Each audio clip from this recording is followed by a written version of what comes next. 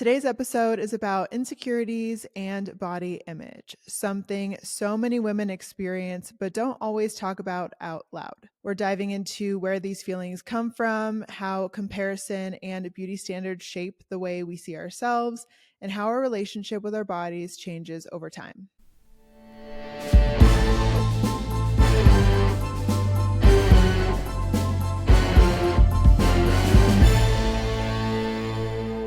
Welcome back to the Feeling Good podcast, where food and fitness is all about feeling good. I'm Sam. I'm Alex. And today's episode almost didn't happen with a slight little medical emergency. Well, first, a medical emergency is a little bit of an exaggeration. I woke up with a sty. If you've never had a sty, you actually know that you're getting one the day before. Usually, it feels a little tender. Actually, kind of feels like you got punched in the eye. Not that I've ever been punched in the eye, but I assume that's what it would feel like. And so I saw this coming yesterday, woke up full blown sty. So I text Sam and I was like, well, I don't know. I don't know if we should record because my eye's like half shut. I will say it looks a little bit better now. For the listener, I just have a little bit of a red eye. But we are talking about body image. We're talking about confidence, all of that good stuff. And I thought, yeah, okay, this makes sense with the sty. Life woke up and they were like, bet, you want to talk about confidence today? Here you go. We're really going to challenge you to rise to the topic of the conversation. And this week is also, when this recording comes out, your birthday. You are entering a new decade. How are you feeling about that?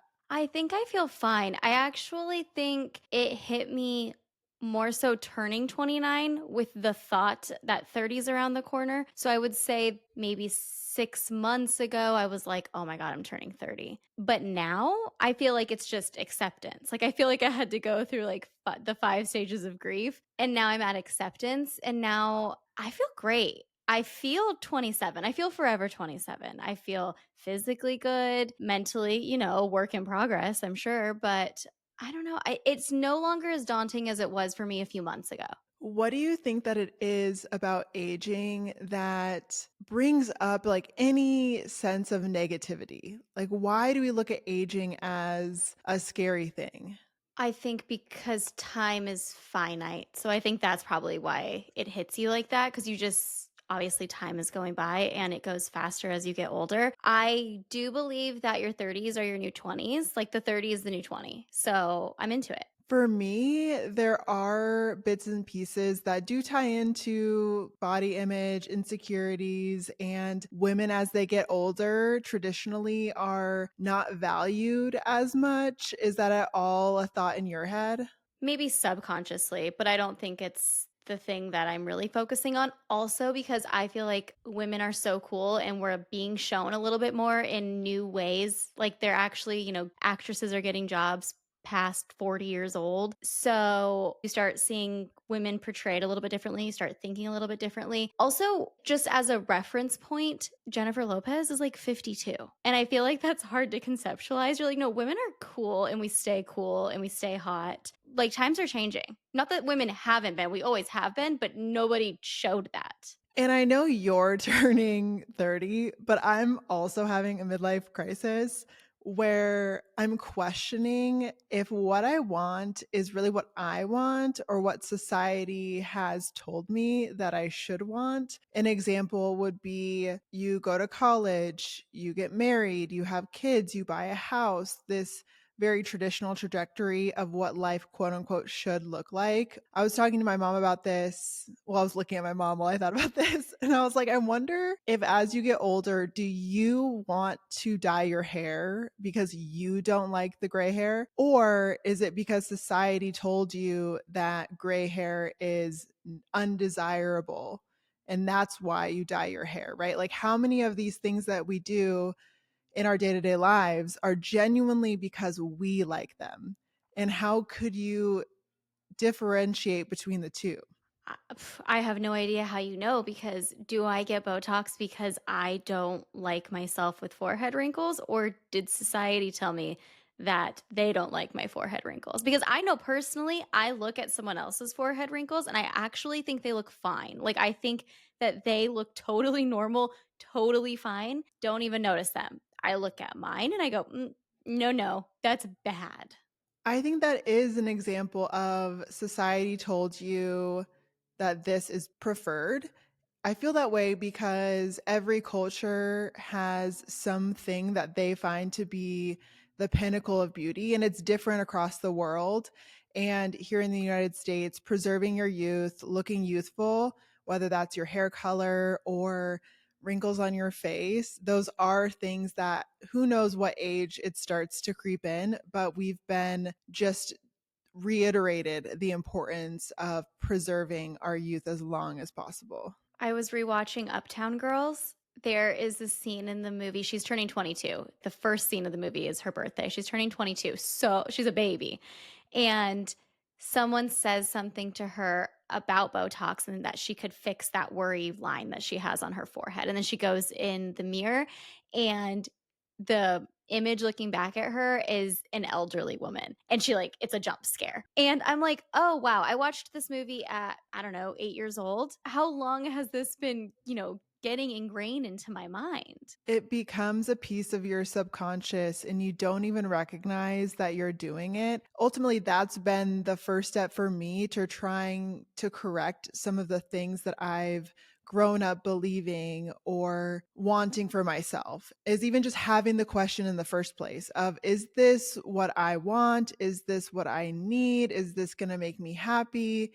So I guess just having the question and starting to look at all of the different things in your life, just ask the question. Is it serving me? Is it serving somebody else? And then at least you're not moving across life in a subconscious daze, just following the trends and doing the things, but rather you're an active participant in your life. I think it's probably so hard to actually come up with the answer though. I have no idea how I would really get to the bottom of it. Before we go into the heaviness of this episode, I want you to know that I came fully nourished and prepared. I had my lunch. What did you have either as a snack before? Did you bring a snack with you? I ate, so I'm ready too. I have a hyper fixation meal right now for breakfast, which is sourdough with cottage cheese, a fried egg, and hot honey.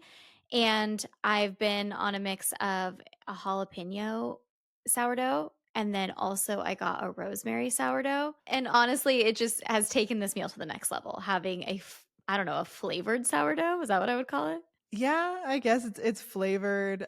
I think I've told you this. My first job was at a bakery and there's just something about a really good flavored loaf of bread, sourdough or otherwise, olives, rosemary, jalapenos, like so freaking good. So I love that. You have so many flavors going on in that toast. I really do. What did you have? I made my home version of a snack wrap from McDonald's. I don't want to say it's a low carb tortilla anymore. It is a high fiber tortilla, which we all need. Colon cancer's on the rise. And I put in chicken tenders, cabbage, lettuce, and honey mustard. Perfect. It was so good. I haven't had a snack wrap in a while, but it did feel very, very similar. I would eat that. I would eat that every day. Did you bring anything to drink? Of course, I brought my favorite Tobo Chico. What about you?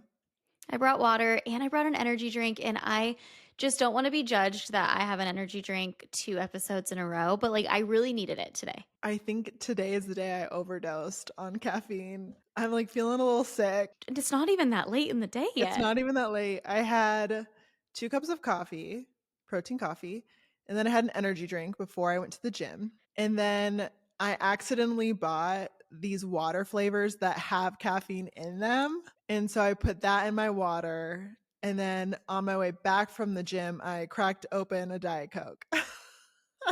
I want everyone to know that it's like mid-afternoon right now. So all of this happened like mid-morning.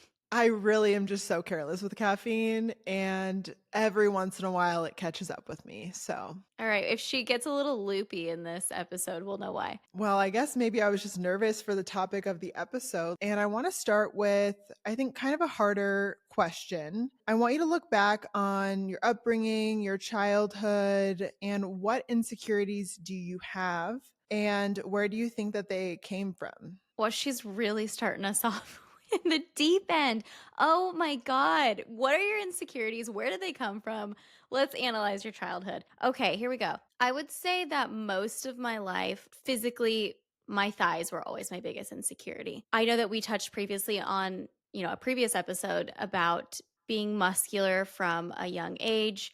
You from the sports you did, me from gymnastics, cheerleading. My thighs were always bigger than what was portrayed in the media. Always. Still kind of feels that way. Like when you're watching movies, I know I already referenced this, but Uptown Girls, I was watching it and I was like, oh my goodness. This was, again, I was probably 8, 9, 10, watching this for the first time, and they're stick thin. And I know that I've always looked at my thighs and then looked at other women's thighs and been like, I don't have that. Where did they start? I mean, probably from media for sure. There are very few examples from our childhoods, like around that time, of diversity, let alone diverse women's bodies. It was very much one thing, and we saw it everywhere, whether that was magazines, TV, film. I think it's a much wider spread issue than any one of us really truly recognize. I'm sure it's not something that you talked about ever with anybody, right? No, I don't really remember talking to anyone about it. I feel like it was just a normal thing. Like I felt like what I was thinking was just the norm. You thought everybody was struggling with their legs. Well, yeah, also probably because I was around a lot of, I mean, they were all doing the same thing that I was doing. They were doing gymnastics, tumbling, cheerleading. Like we had muscular thighs. Like that's just, it's necessary to do what we were doing. And same for you with swimming and everything you're doing. The people you were around had, a fair share of muscle, even if you felt like you looked different from them. I did personally feel like because my thighs touched, I would look at other people's legs and be like, theirs don't. Even if they did have muscular legs, like the shape of my legs were different. They touched, theirs didn't. And I'm like, there's something wrong with my legs. Did you ever go through a period of time where you tried to change your legs? Well, that probably came when my sole focus was cardio and core because it was like, oh, I'm not doing anything to build my legs. I wasn't yet in a place with my gym routine where that was even a focus of like building muscle. This was like coming out of high school and I thought cardio because everyone thought cardio is what you do to lose weight and I wasn't necessarily trying to lose weight and see a smaller number on the scale, but I thought I might see less muscular legs. Well, and that's a huge trend on social media right now too, of how do you grow your glutes but not your legs? What's your kind of take on seeing that happen and reemerge on social media? It's unfortunate because it's taken me a long time. I went through a lot of different phases in my journey. Like at some point, I really did get into lifting heavy. And I then started following people who had really big legs and who were really muscular and made it all cool and fun. So my perception changed a little bit. And then as you start to kind of see it go back the opposite way, you're like, come on, we've done all this work to get here. And now I want to take it back. In recent years, have you had that thought reemerge or that insecurity reemerge from obviously having it as a young kid? Yeah, honestly. I mean, with the rise of it on social media, I just saw a TikTok and it was about how you have to I'm not going to call it the video entirely, but the title of the video was to get skinny, you have to blank. And I was like, it was actually kind of a good message that she was talking about. It was about staying motivated through points in your life when you don't want to do these things, whatever. It was just about staying motivated. It was a good concept. It did not have to be about getting skinny. And I just thought seeing all this subconsciously over the past months, years, yeah, I feel like it's reemerging a little bit. What about for you? I still have thoughts of, oh, I wish my legs were smaller. I wish my arms were smaller. I wish I had less fat here, or I wish I had less muscle here. I still have all of those thoughts sometimes, but I always counter them pretty quickly with the way that I train, the way that I eat. There's no other way I would prefer to live my life. So that's my counter internal argument to myself when those insecurities creep back up. How do you counter, whether you have those thoughts or not, those insecurities or not, how would you counter that now that you're a little bit older and more mature? Or maybe it's just a thought you have and you let it pass. I would say it's just a thought that I have and I let it pass. And it's a little bit like you, where I go, okay, but the way that I eat and the way that I train and the way that I live my life, I'm not going to change any of those things for this thing. I wouldn't be willing to.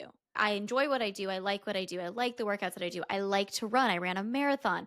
I'm not going to change any of those for this passing thought that's going through my mind. So I let it come and I let it go. I think I have a body type that builds muscle fairly easily, builds strength fairly easily, maybe compared to some other people.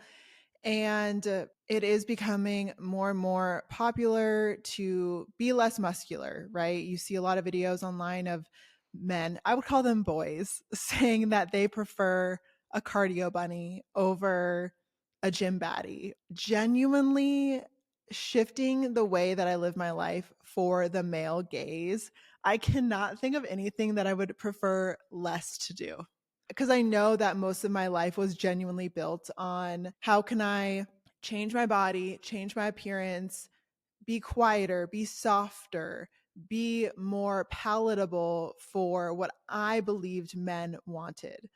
And the destruction and the detriment to that is so much greater than I ever could have recognized in the moment. But it forces you to lose yourself. You don't know who you are anymore because, and kind of ties in what I was talking about at the beginning of the podcast, is what you're doing for you or is it for somebody else? Who are you? Do you know what you want? Do you know the type of life that you want to live? What brings you joy? What brings you happiness? And those are all questions that nobody else can answer for you but yourself. And I always question kind of those subconscious negative thoughts that creep in of, oh, but if I had less muscle, maybe I'd be more liked by other people or I'd be found more attractive. But I would still have to live that life, right? And having spent so much time trying to be what other people wanted or what I thought other people wanted, I was so miserable back then. And now I'm so much happier. So why would I choose to go back to that? That's a good point because why have I always wanted smaller thighs? Like, legitimately, why? What is the reason? Why do I see those legs and go, that's what I want my legs to look like? And is it because I guess I would look like that in the dress that that person's wearing?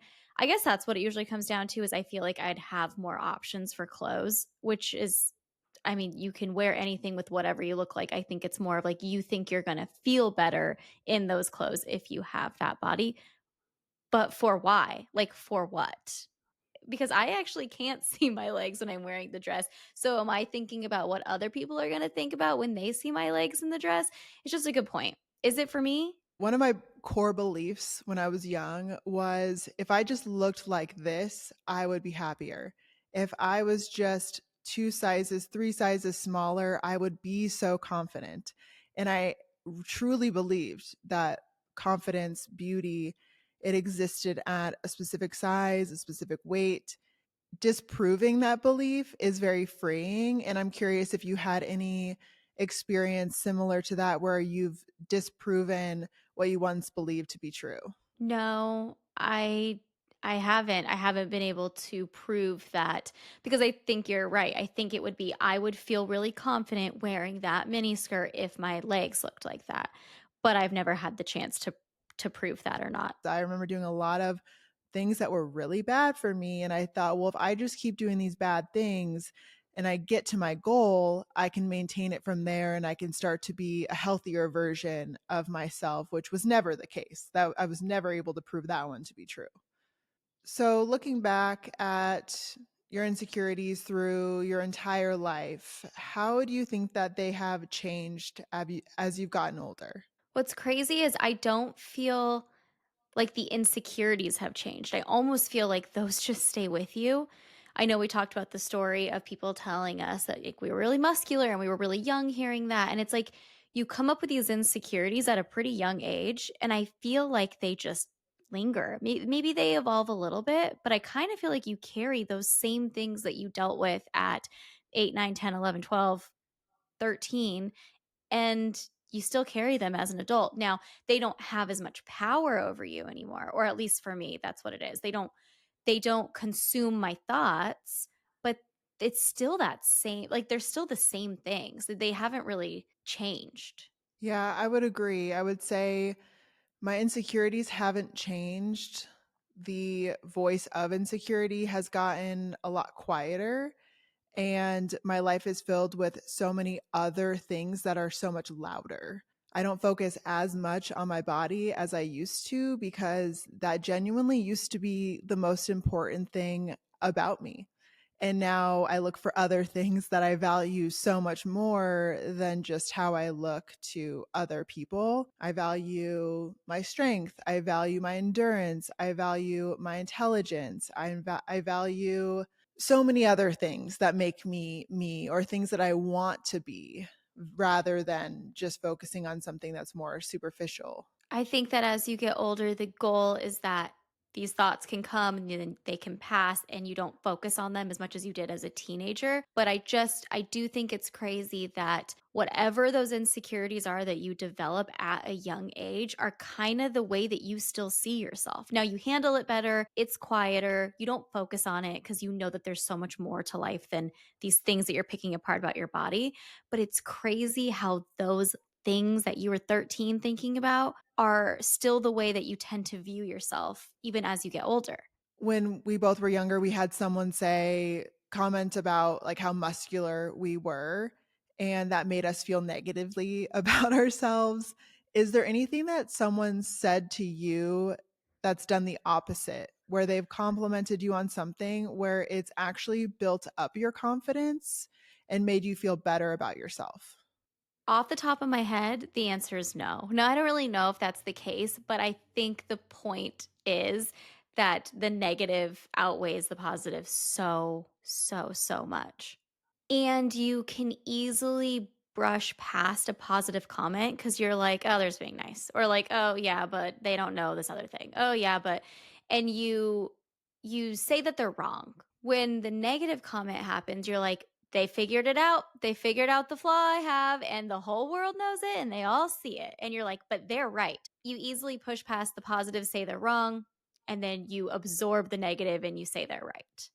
Words are just so powerful, really shape you into who you're going to be. But one thing I think about a lot is when you are complimenting a boy versus a girl, like what are some compliments that boys typically get? Like, wow, you're so brave, you're so smart, you're so confident. And I think the default for young girls is, wow, you're so pretty. What a pretty dress. Well, you always want what you can't have, right? So if you're always getting told you're pretty, you really value when someone's like, you are so smart. If you're always getting told you're so brilliant, you're so smart, you're like, yeah, but am I hot? So, I mean, it's, we are complex. On that note, I want to walk us through a series of compliments. And I just want you to give me the first thing that comes to mind. And then I'm going to wrap it up at the end. Okay. Number one, you are beautiful. My response would be, thank you so much. I think it's an okay, I like the compliment. Number two, wow, you are body goals. Again, thank you. I like the compliment. I feel honored that that's the case. Number three, you are so gorgeous with makeup on.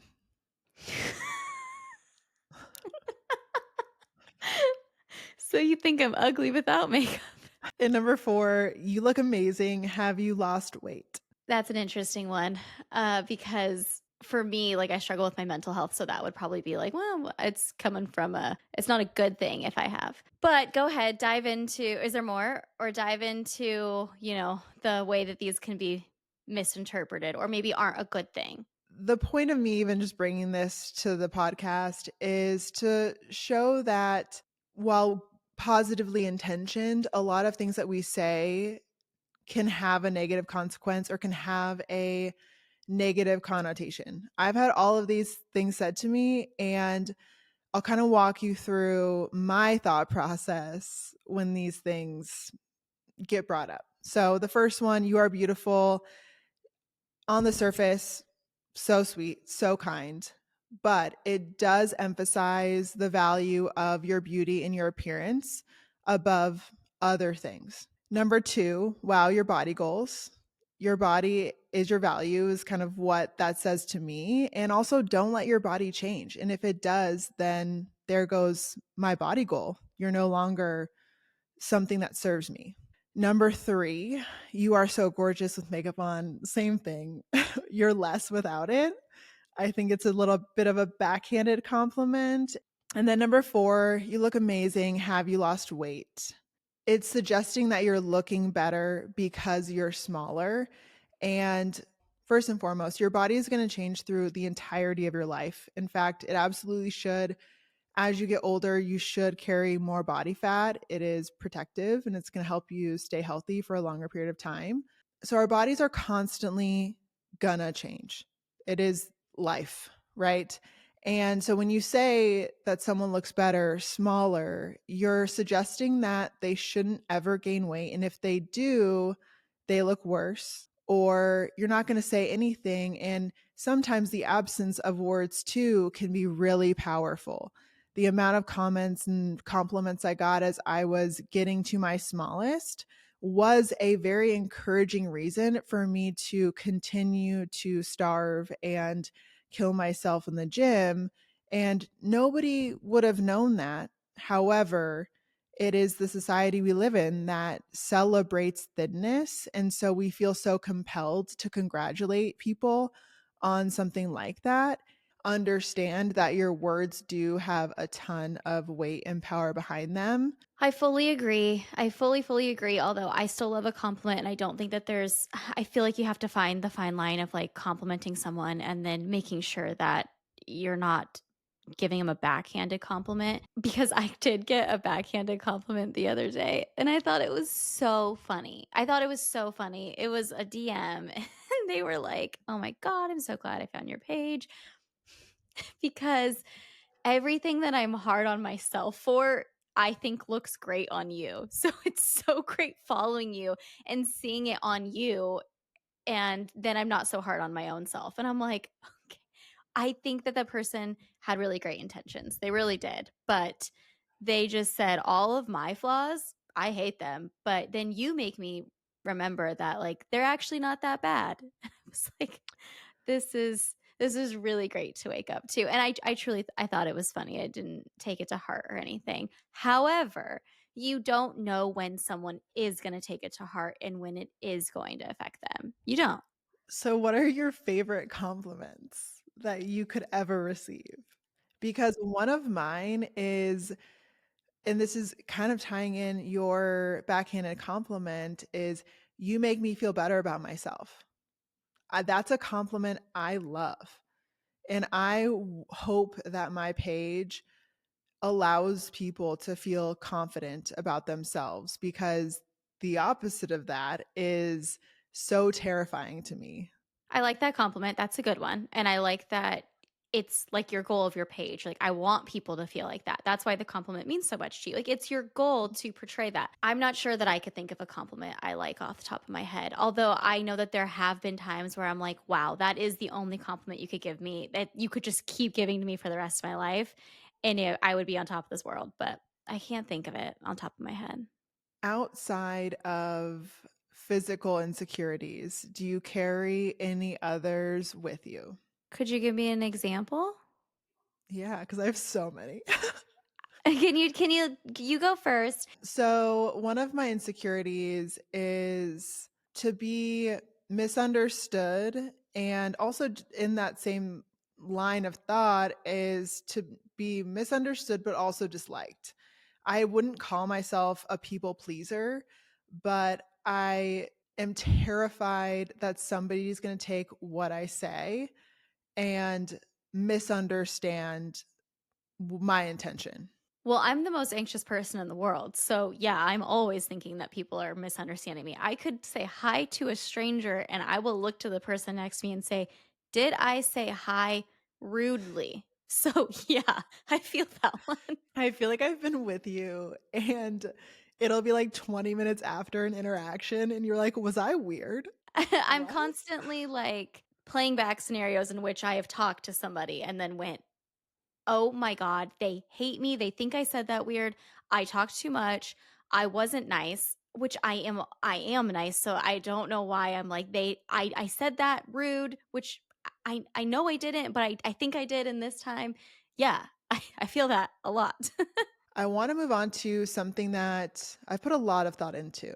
And so I'm curious your take on body positivity, but also a newer category of body neutrality. And if you feel a certain way about either one of those, and if you would put yourself in either of those categories.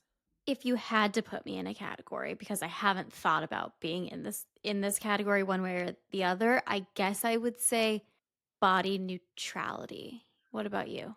I think about body positivity and body neutrality as if it was in on a line. So on one end of this line you have body negativity, and then in the center you have body positivity, and then on the far right you have body neutrality. And as somebody who's experienced body negativity at quite an extent, I needed to go through the center, which was body positivity, to find body neutrality. So I think it exists on the spectrum, at least for me in my life, where they both coexist almost at the same time, but the neutrality was really the big destination that I was looking for to be able to be at my best. And I see it differently. I see on the far left is body negativity. I see in the middle is body neutrality. And then I see on the far right is body positivity. So it's like, okay, you started here. You had to go swing as far as you could to the other end to find the middle ground. The other thing that I think is really powerful about body positivity, and I know it gets a lot of negativity from a lot of people in the fitness health space. But the thing about body positivity is it's not about accepting and embracing where you're at. It is actually more about appreciating your body now and doing what it needs to be healthy and happy. And that has more to do with your actions than necessarily a mindset. And there's some crazy stat about how body size satisfaction has a significant effect on whether a person performs regular physical activity, which means that feeling good can encourage you to exercise. So if you're claiming that in order to take care of yourself, you have to be in a specific body, which a lot of people feel. A lot of people feel I'm too fat to go to the gym. I'm too fat to be in this space. I'll be the biggest one there. And that's a big deterrent from having a active lifestyle. But if we first encourage people to appreciate their bodies and through movement can they do that, then I think there's a huge entryway for a lot of people to go to the gym and be more active.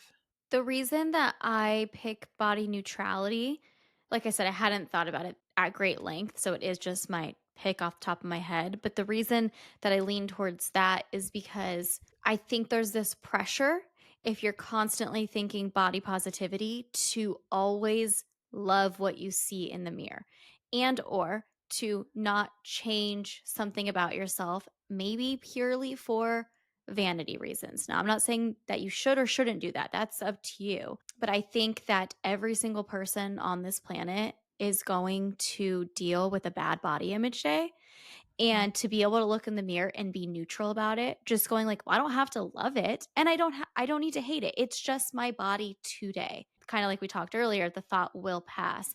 And being able to know that it can just be that, like that's as far as it needs to be, that it's just neutral, I think can help you when you are having the bad body image day because unless you're the most enlightened person on this planet, you are going to still struggle with your body image no matter who you are. No matter what you look like Yeah, either. yeah, that's what I So, mean. what is something you would say to yourself on a bad body image day? I number 1 try to get out of the mirror because that's probably what you're doing is you're looking at yourself a whole lot more than you need to be looking at yourself because I think we look at ourselves way more than we should Mhm. be, especially with social media. We're looking at ourselves too much. Get out of the mirror. I usually put something on that I feel good in that day.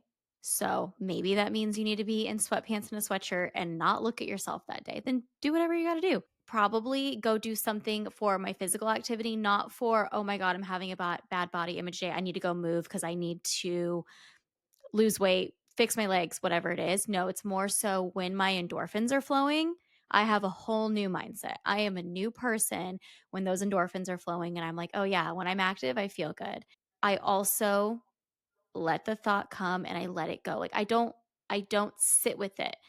It doesn't have to be something that you just ruminate over all day long.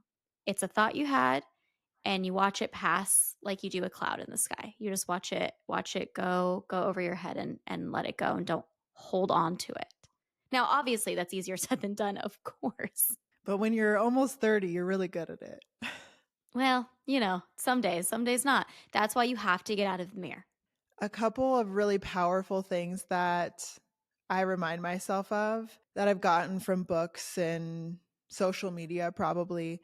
The first is that you're more than a body, and that the way that you look, hopefully, is the least valuable, important thing about you. The other is, I can't remember the name of the book, but the saying is your body is an instrument, not an ornament. And I think that is something that gets lost in our beauty culture and standards, is that women are not just meant to be looked at.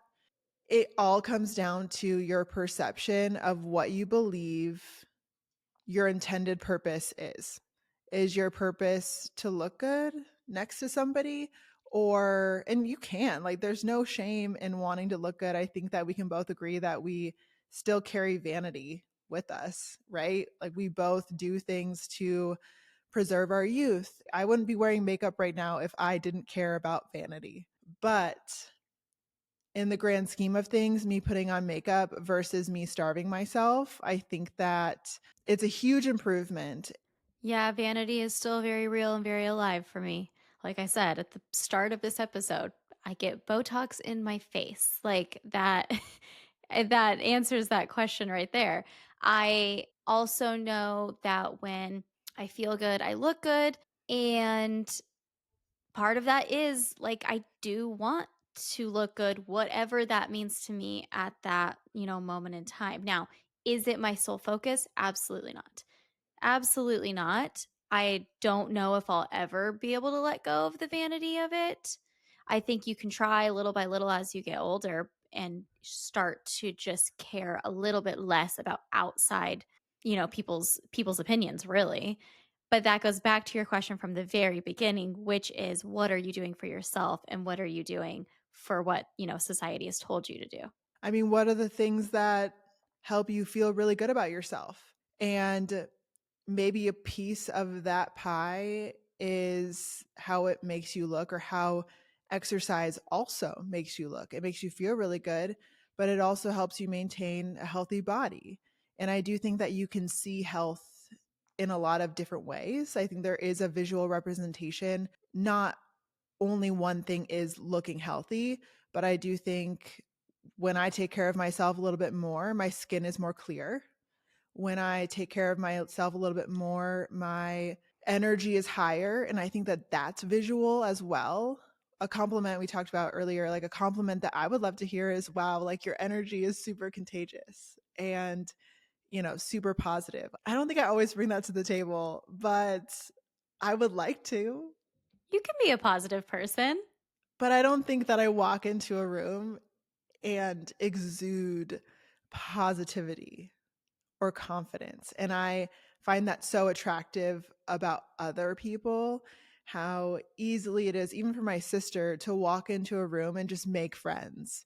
She is so charming. And I guess that's a part of having an older sibling too. You always look up to them in some ways. And that's definitely one that I look up for her in her. But yeah, I mean, I think that there's so many other things that I want to embody. And what helps me embody those things is being in a good mood, taking care of my mental health. Exercise is a big piece of that. Choosing foods that help me feel really good. Isn't that funny? Because I do not want to walk into a room and make friends with everybody there. The introvert in me is like, listen, I'm going to stay right here. If anyone wants to talk, I'll gladly talk. But the thought of having to make friends with everybody would just give me so much anxiety. I want to be more like that, but the hurdle to actually get there is a little too high for me. So I typically don't. I'm a little bit more of an introvert in those settings, but it doesn't mean that I don't appreciate and admire that so much about other people.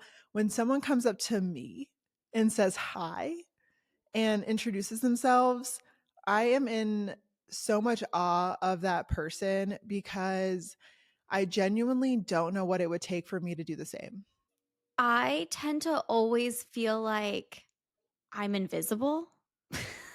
That sounds really sad coming out of my mouth, but I'm kind of like, "Oh, wow, someone came up to me, like, they know that I'm standing here, or they remembered my name," or because in my mind, I'm like, "There's absolutely no way that this person remembers me at all. There's no way that they remember meeting me a month ago. There's no way that they even see me standing in this room." So, yeah, that's probably not a good thing. I don't know. We can dissect that later. I think we all carry so much baggage, so much. And when it comes to social media, the physical insecurities are really on display because that's all you're really seeing of everyone else, right? You're just seeing what they look like, you're just seeing their body. So the comparison that you do for yourself tends to be very physical because that's what you're comparing. And I know for myself that when I'm comparing a lot, I need to spend less time online. Can you give like an example of a time when you were doing that? Yeah, if I'm starting to get into a rabbit hole of picking myself apart and comparing my body to people online, I know that I have been doom scrolling for too long. I need to get outside. Like, I need to get off of my phone and I need to interact in the real world. Because every time that I do that, get out of okay, I've been on my phone way too much. And then you go out into the real world, you're like, oh, those thoughts, they don't exist as much out here. You know what's interesting about that though is when I was competing and I went to kind of more of a bodybuilding gym, the environment was so conducive to that, where everybody was so fit, everybody was shrinking in size. And once I left the gym and was actually able to look at the entirety of the population, I felt better about myself because I was recognizing that, oh, this environment, this gym is not the real world. I think there's real life examples of getting out of an environment that helps you, that makes you feel negatively, and trying to find an environment that helps you feel a little bit more engaged in reality. Yeah, and just go do stuff. Like, that's what I mean, like, go live, go have Mhm. experiences that you can stop yourself from honing in on these insecurities, whether that be social media, whether that be the gym that you're at. Go have some experiences, go live, go get out of your head, basically, is what I'm saying, and then you Mhm. realize, "Oh, you don't have those thoughts as much when you're out living." If beauty standards disappeared tomorrow, how would you live differently? That's what I was thinking about when I was saying, am I getting Botox for myself or am I getting it for society? Because in my head right now, I go, I still would. It's for me. I really genuinely like the way my skin looks with this. I would still work out because I genuinely love the way that I feel. I'm not sure that there's anything I would change right now. What about you? There are so many things. Oh my God, give me something. I would stop taking Nutrafol. For your hair. Yeah, I would stop taking Nutrafol because 1, it's expensive. 2, I'm doing it purely for vanity reasons, which is my probably receding hairline. I would wear my hair in a bun all the time, no cares. I would never wear makeup. I don't enjoy it. I think maybe I feel a little bit better about myself when I do put it on, but that's a projection of beauty standards. I would wear sweats. I do that anyways. I do that anyways, but I would never get dressed up for anything. I remember us having a conversation and you saying that you would rather be overdressed than underdressed, and I feel the complete opposite, which is why I probably wear a lot of sweats. But yeah, I would continue to do that, but probably to an even more extreme. I think that to a certain extent, you could do all of those things right now and say, F it to beauty standards if you wanted to. Like, if you wanted to, you absolutely could do that. And maybe you'd live a genuinely happier life. You should not be doing anything that you don't want to do. With that being said, you're ego is not your ego, of course. I just mean your ego, as everybody, really does fuel us a lot, genuinely. Like it controls it, picks a lot of the things that we do. But there are some of those things that you could do, starting tomorrow and be like, I'm doing this for me. I Yeah. genuinely don't know one thing that I'm doing right now that I would stop, because I genuinely think I would continue to get Botox. And I know that you said you didn't say that one. Would you continue or no? No, I wouldn't. So do you think that you're okay with like your forehead and everything, and you're worried about what other people think of it? The reason I do makeup, Botox, Mhm. even I go and get a haircut instead of cutting my own hair is because of the beauty standards that exist in our society Mhm. that elevates youth. Right. And I think for me, it's less about, oh, I want to stay looking young versus you genuinely, as you age, of course, start to look different to yourself in the mirror.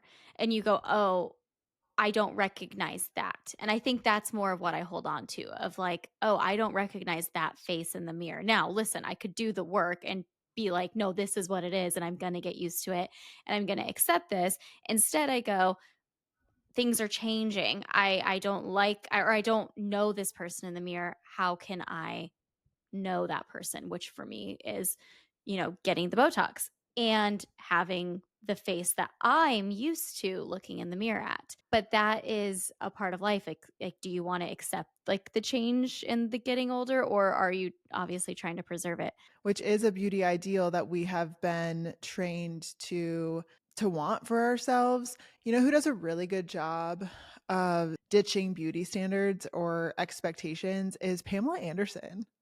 Did you watch her documentary? Yeah, I did. I mean, she is the beauty standard in a lot of ways, but her showing up to these big events with no makeup on is, I think, very inspiring.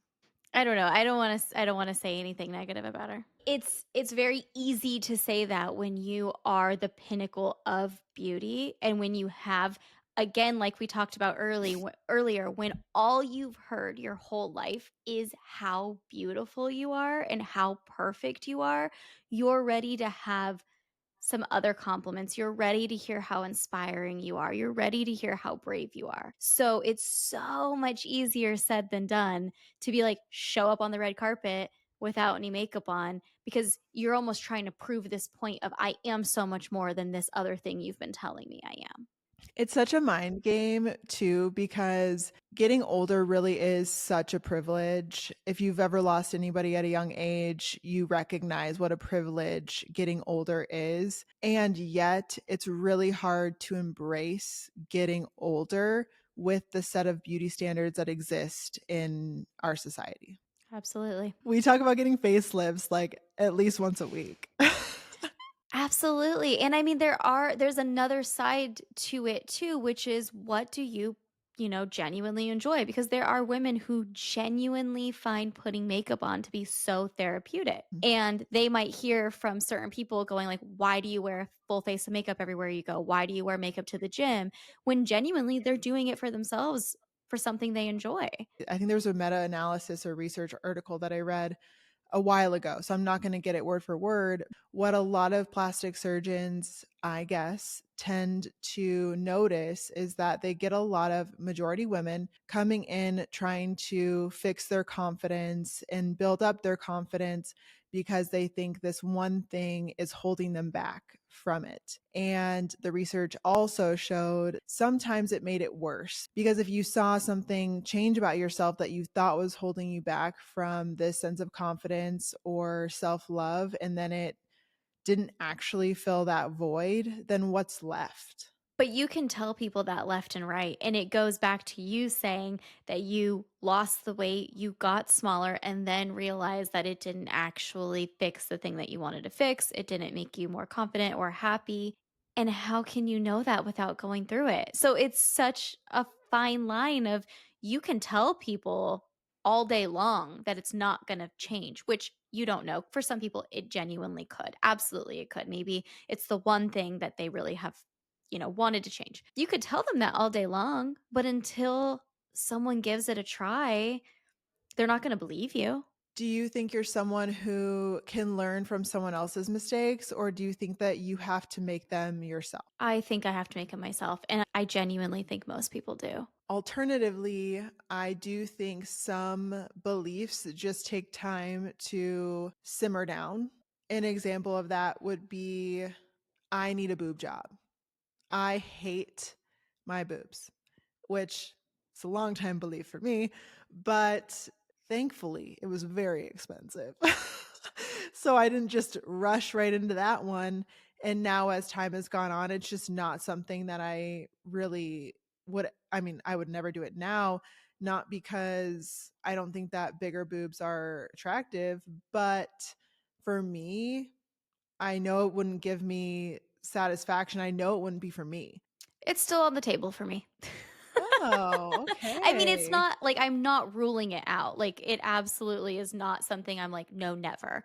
Never say never. It absolutely could be. Now, I'm not saying that's something I'm doing right now. I've never gone to a consultation. It's not something I've ever made progress on, but it's not off the table for me. Listen, vanity is still alive and well for us. I think that some of those things are just so seeped into your DNA. But like we said at the beginning of the podcast, asking those questions, who is this for? Is it going to make me happy? And just like sitting with those thoughts, like the more that you can question your own self, why am I the way that I am? I think it's one of the most powerful things that you can do. I agree. And I also think curating your feed and the people that you spend time with plays a huge part because for me, just to go quickly to the augmentation, is when I'm following people who don't have one or who I feel are in the itty bitty titty community, and then they do change it. I'm like that was someone I genuinely looked up to because they made me feel good about myself. Now, it doesn't change anything about what I think about the person when they get that done. It just immediately in my head was like, dang, that was the person I had that I was who was helping me. When you curate a feed that makes you feel good about you, and when your friends make you feel good about you, and you know the environment you're in, like the gym you were in wasn't a good environment for you, I think it'll help the way that you view yourself. There are so many positives and negatives about social media. And I do think for me, it's been so largely positive, especially with the diversity of women's bodies being elevated, being able to see women with different shapes, sizes, colors, whatever. It was something that I was not exposed to growing up, and so for that reason, social media to me has been so largely positive because the media that I grew up with was so toxic.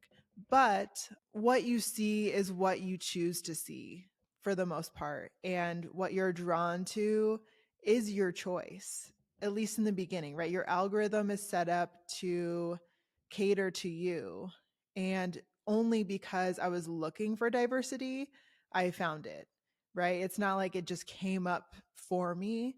So I don't know how many people are benefiting from social media the same way that I feel I have. Right, because you have to curate it to those things that you're wanting to view.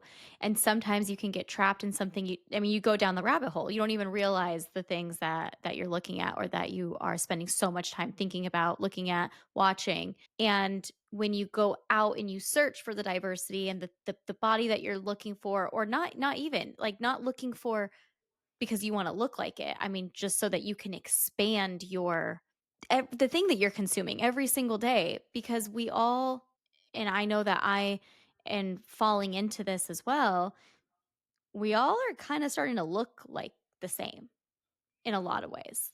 I'm watching some older stuff on TV, and I realized that faces used to look different. Now, they lacked diversity in a lot of other areas, but faces used to be different, and faces are all kind of genuinely starting to look the same. So if you go out and expand that search a little bit so that you can in your daily life be exposed, to more people, more faces, more bodies, you realize that there's not one way to look. I think that if there's one thing you take from the episode is that I think with time, you can get to a better place when it comes to insecurities, right? You can get to a place where the thought can come and it can easily go. With that being said, I don't have it figured out. Like, I'm not sitting here pretending that I don't have insecurities and things that I struggle with physically. And like we talked about, other things, not just physically. I don't have it figured out. Absolutely, I don't have it figured out. But I do think that you can get to a place where it becomes easier to handle. You trust yourself a little bit more and you realize that you're bigger than these insecurities. Like you are more than your body, like you said earlier. And what do you want to be remembered for? And it's probably not your body. And so that makes it a little bit easier to let it go. We're back with a birthday surprise. Alex's birthday is tomorrow. So I got her a little gift and I wanted her to do a little unboxing on camera on the podcast. I don't know if anybody else loves to give gifts or loves or thrives with the idea that they think that they're really good gift givers, but I feel really good about this one. So judge me in the comments. Let me know what you think. Open her up. Sam is a gift giver. I'm not a gift giver. It's not something I pride myself in. I find it very difficult. I find it a little stress inducing. It's not my thing. I'd rather treat you to a great meal, have a fun little day, but gifts are not my forte. So I honestly have absolutely no idea what this could be. Like truly, truly no idea whatsoever. Can't even tell by the way it feels. So Make let's sure see. you Let's open hide it your up. address. I know. I have it turned over in case anyone's watching it. Because shout out, you can watch us on YouTube if you didn't know that. I guess you're getting a little ASMR too. Get in there. All right, let's see. Okay, here we go. We have a personalized scented gifts. Oh, I think I know what this is. She's talked about this a little bit. Oh, fun. They are air fresheners Aren't in they so cute? pictures of my dogs. It's so wonderful. Oh, this is my favorite thing in the world. If anyone's watching, I'm holding them up. That is so sweet. So she took pictures of my Xena and of my Lulu, and they are little air fresheners. Xena looks like she's serving face in this. We're gonna have to post some pictures so you can see. And Lulu's just she's just happy to be alive. They are definitely personality photos of your dogs. Xena a little bit more serious, and then Lulu just head in the sky.